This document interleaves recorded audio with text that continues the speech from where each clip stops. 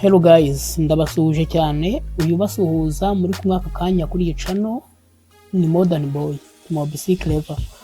Iyi channel wisanzeho rero ni Skillnet Rwanda. Reka nkubwire ngo ahangaha wageze ni ku ishuri by'ikoranabuhanga, aho tujye kwigana cyangwa se aho kuba wakwiyandikisha no gukora subscribe byonyine, ubundi ukageza ukiga amasomo yose internet ku buntu. Uburyo cyo wakoresha ibikoresho by'ikoranabuhanga wiguriye, yaba telefone yawe yaba computer yawe, ukabikoresha neza kandi bitakugoye. Ariko se reka dutangire twibaza iki kibazo: wigeze kuba uri gushaka ibintu kuri Google Chrome? Urugero dore ahangaha uri kureba muri screen yanjye, uri gusacinga ibintu, uri kugenda scrollinga utambuka muri aya matabu zasacinzemo urubuga rumwe. Hano urabona nasacinze ku ChatGPT, kuri Gmail, kuri YouTube Studio.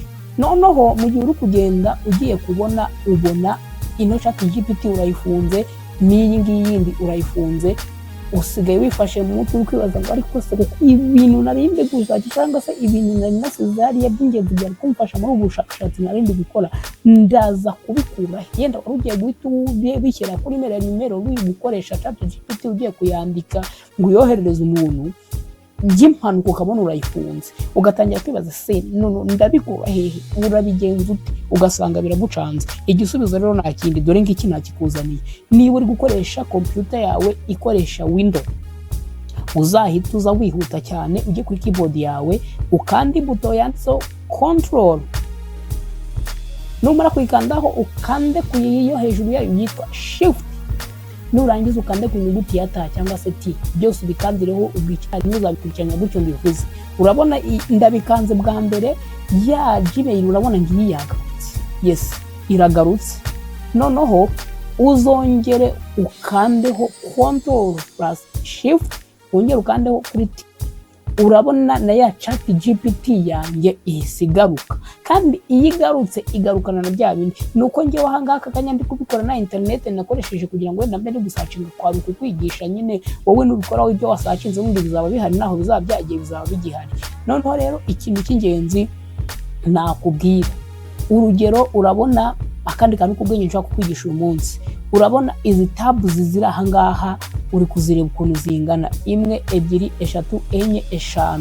Urabona ni nyinshi. Kwiri gufata umwanya wo kwiri gusikorora, gufata mouse yawe ugenda ujya muri izi zo kureba Engereza uvuga ngo iyanjye ndayikora hi ya mbere ya kabiri ni iyihe cyangwa se ya gatatu. Wowe ikintu uzakora kugira ngo uhite wimuka kuri tabs imwe ujye ku yindi bitakugoye, uzabuzi umubare wazo. Niba urugero tugiye kujya kuri iyi tab ya 5, uzahita ukande kuri control ukande n'umubare 5 do bita byimuka bikajya hariya.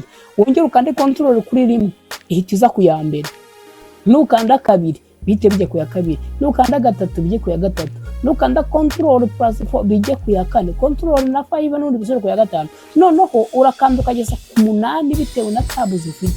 Urugero iyo washyizemo tabs nyinshi cyane, hahandi koko nawe ubona wazirunzemo. Ikintu uzakora kugira ngo tugera ku yinyuma, uzakande urugero tukaduhere kuri iya mbere ni turiho. Reka uzakande uve kuri control plus 9, bihita bikujyana automatically ugikanda control no ku mubare 9. No mubare 9 usanzwe wo kuri keyboard ya machine yawe. Bizahita bigira gute? Bizahita bikujyana kuri tab iyi yinyuma.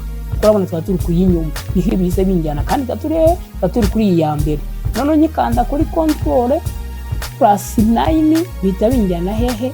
Binjyana kuri ya tab yanjye ya nyuma. Ibi ngibi nkoze rero mbikore kuri computer ikoresha software ya Windows, ariko no gufite Mac uzakande kuri ya buto bita command cyangwa se CMD. Na ibintu byose nakoze nukanda CMD plus shift plus tab, n'ubundi bizagarura ya tab yawe wari wabuze. Niba wari ugize ikibazo wenda ngo si ibintu bikora no kuri Mac, yes birakora no kuri Mac birakora. Uzakora ibi bintu nkubwiye, n'ubundi ahari control uhasimbuze CMD cyangwa se command button. Ibyo bintu bizahita bikora bite bihura neza. Ubundi ngushimira cyane ngo wakoze kuza ahangaha duhure ngigisha ibindi bintu by'ubwenge. ubutaha rero ndi kubategura video ndende izakwigisha uburyo uzajya ukoresha internet yawe neza kandi kubyara umusaruro, ukajya usevinga umwanya wawe watakazaga mu cyumweru ugasanga atakaje umwanya muremure. Ariko iki nta kindi kintu ndi kumukora muri minsi ndi kutegura video izakwigisha ukuntu uzajya ukora vuba vuba ibintu byawe ukabyihutamo. Ngaho rero duhure mu yindi video y'ubutaha, ndagukunda cyane. Aha ngaha ni kuri Skillnet Rwanda, ubundi nkubwira ngo wakoze cyane kuza kubana natwe, ubundi ciao ciao. Kanda subscribe, ukore share, ushyireho like kugira ngo iyi video nyine uraba utanze umusanzu wawe ukomeye wo kuba yagera ku bantu benshi. Gukanda like, gukora subscribe ubwo ni inyungu zawe no kwiyandikisha kugira ngo uzabone andi masomo nkiyashyiraho.